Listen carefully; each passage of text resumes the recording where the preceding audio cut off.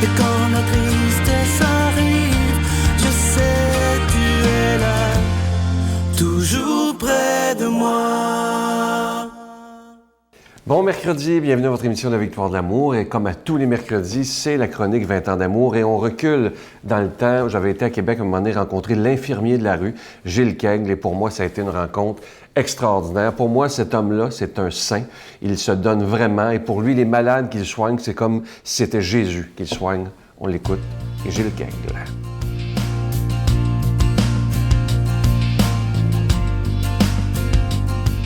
Je suis parti de Trois-Rivières, Shawinigan, avec 2 chats, 2 chattes. C'était toute ma famille, j'avais tout perdu, là. J'avais plus de famille, j'avais plus rien, plus d'amis, 2 chats. À un moment donné, ben là, j'en pouvais plus. En plus de connaître l'anxiété, l'angoisse, ça a été le désespoir. Un dimanche après-midi, je me rends sur les plaines d'Abraham dans le but vraiment de me suicider. Une fois rendu sur les plaines d'Abraham, c'était l'orage électrique, c'était la grêle, c'était les gros vents.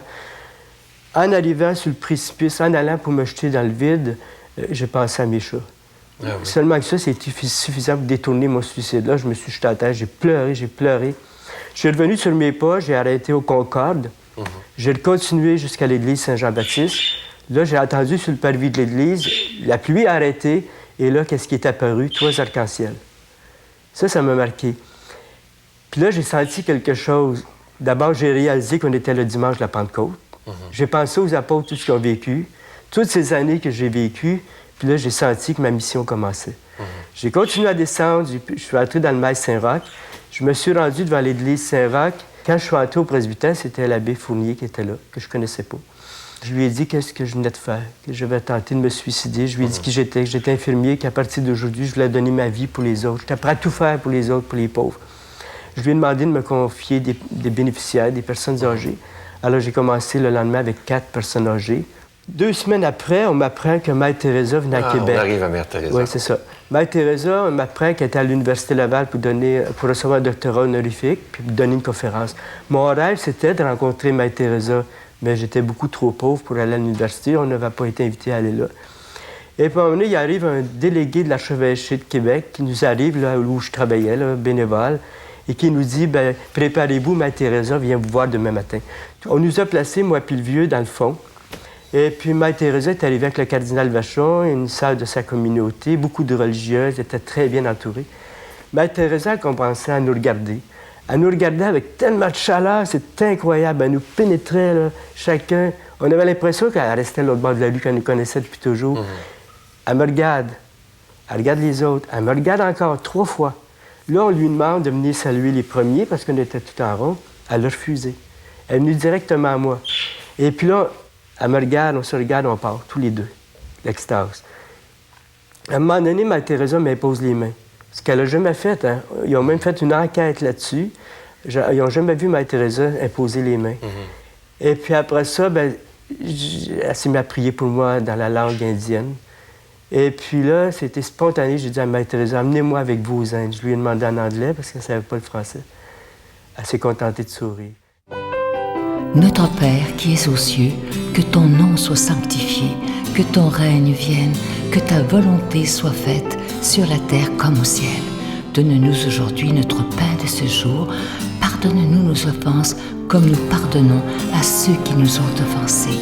Ne nous laisse pas entrer en tentation, mais délivre-nous du mal, car c'est à toi qu'appartient le règne, la puissance et la gloire, pour les siècles des siècles.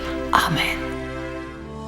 La Victoire de l'amour vous invite à un magnifique pèlerinage en Terre Sainte en Jordanie en compagnie de Sœur Angèle, l'abbé Donald Thompson et Sylvain Charon. Nous visiterons en Israël, Nazareth, le mont des Béatitudes, Bethléem, Jérusalem, Masada et Kouram. Et en Jordanie, Petra, Mont Nebo, la mer Morte et plusieurs autres endroits, du 26 mai au 10 juin 2015. Informations et réservations, voyage intermission au 514-288-6077 ou sans frais au 1-800-465-3255. Je suis tellement content de vous parler de ce nouveau cadeau du mois. Il s'agit d'une belle exclusivité de la Victoire de l'amour. C'est un beau bracelet. Vous allez voir à l'écran. On l'appelle le bracelet de la paix. Vous savez, avec tout ce qui se passe présentement dans le monde, je pense qu'on a besoin de parler de plus en plus de paix. C'est un bracelet qui est en cristal. Vous allez le voir à l'écran. Il est magnifique. On l'a choisi avec soin. Il est d'une grande qualité et il est entouré de petites croix plaqué argent et au bout du bracelet, c'est un petit crucifix plaqué argent, évidemment. Je vous rappelle que ce bracelet, il est déjà béni et en le portant, c'est un signe que nous voulons dire au monde entier que nous sommes nés non pas pour la haine, mais pour l'amour et la paix. Je vous rappelle que ça se donne vraiment bien en cadeau. Je vous rappelle, il est en cristal orné de toutes petites croix tout le tour du bracelet qui sont plaquées argent et au bout, une breloque d'un petit crucifix plaqué argent également. Je vous donne l'adresse en vous remerciant de tout cœur de votre don spécial en ce mois de février. La Victoire de l'amour, casier postal 120, succursale Boucherville à Boucherville, le J4B 5E6, je vous la redonne. La Victoire de l'amour, casier postal 120, succursale Boucherville à Boucherville, le J4B 5E6. Également par téléphone, par carte de crédit du lundi au vendredi de 8h30 à 16h30 dans le 514-523-4433, 523-4433 ou sans frais le 1-888-811-9291, 1-888-811-9291 et sur notre site Internet, le www.lavictoiredelamour.org. Je vous rappelle qu'il est autant pour les hommes que pour les femmes et il fait à tout le monde parce qu'il est un petit peu élastique. Alors, il ne sera jamais ni trop grand ni trop petit. Merci de tout cœur de votre générosité.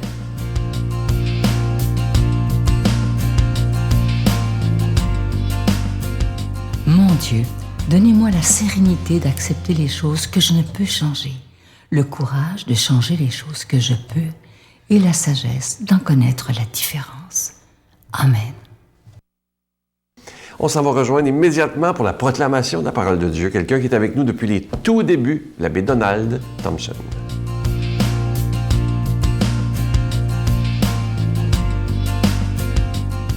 Bon matin, début février. Alors nous sommes dans la 4e semaine du temps ordinaire. Le carême approche bientôt. Écoutez bien l'Évangile d'aujourd'hui dans Saint Marc, chapitre 6, versets 1 à 6. Jésus est parti pour son pays, ses disciples le suivent. Le jour du sabbat, il se mit à enseigner dans la synagogue.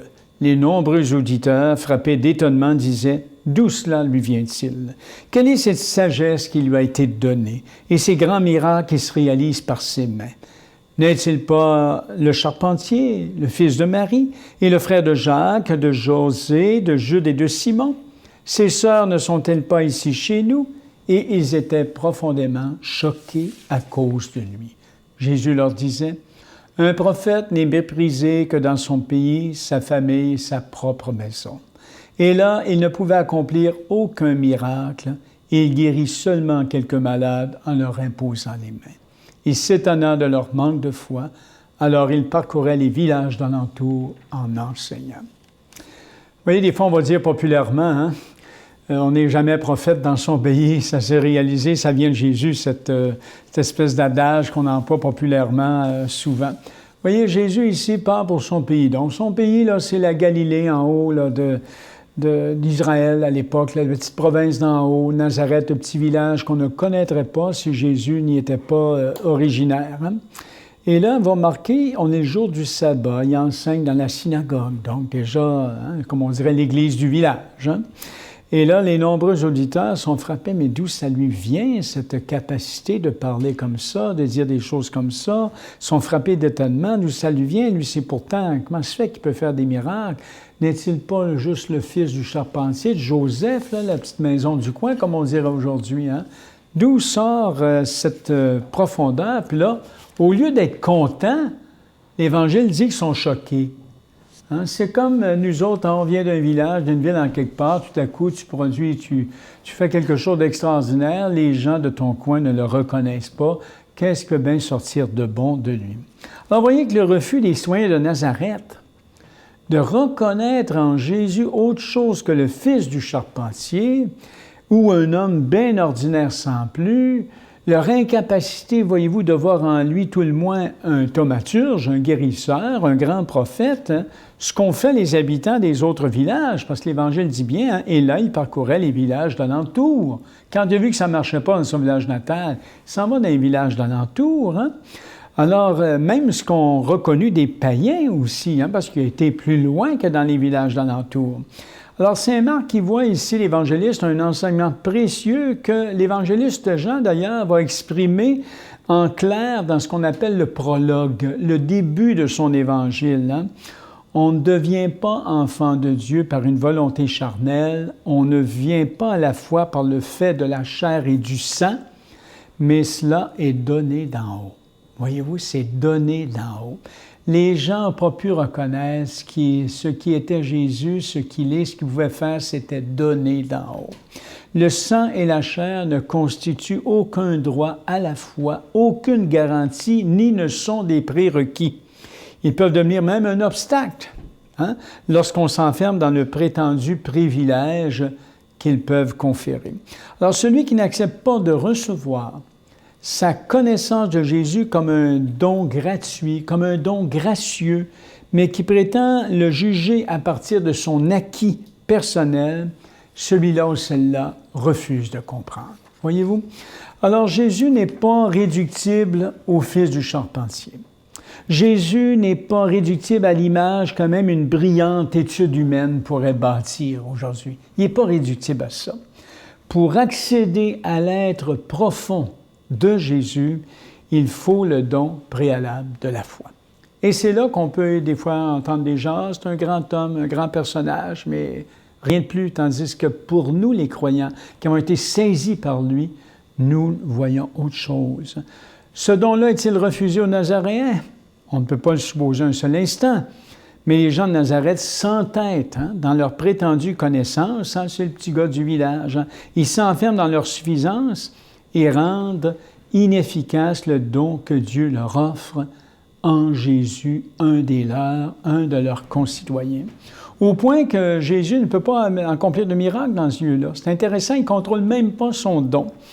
Dieu le Père, qui est source de la puissance par où s'accomplissent les miracles, limite les manifestations souveraines de Jésus parce qu'il ne veut pas violenter ses cœurs qui se durcissent et se refusent à une foi confiante qui ne peut qu'être librement consentie. Je vous souhaite, cette foi au quotidien, une foi librement consentie. Vous allez être surpris comment vous pouvez voir à ce moment-là l'être de Jésus dans toute sa profondeur et ce qu'il peut faire pour chacun et chacune d'entre vous.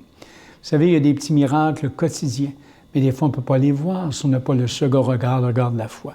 Que le Dieu de la vie vous bénisse, le Père, le Fils et le Saint-Esprit. Amen. Bonne journée à vous. Je vous salue Marie, pleine de grâce. Le Seigneur est avec vous. Vous êtes bénie entre toutes les femmes, et Jésus, le fruit de vos entrailles, est béni. Sainte Marie, Mère de Dieu, priez pour nous pauvres pécheurs, maintenant et à l'heure de notre mort. Amen.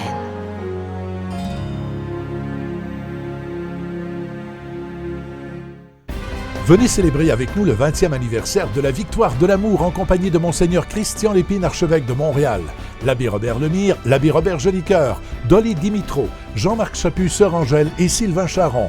Et en chanson, Miguel Padilla, Alexandre Belair, William Coallier, Robert Lebel, Giorgia Fomenti, David Thibault. Et un mini-spectacle de l'unique Michel Louvain, le samedi 16 mai 2015 à 13h à l'Arena Maurice Richard de Montréal, Métro Vio.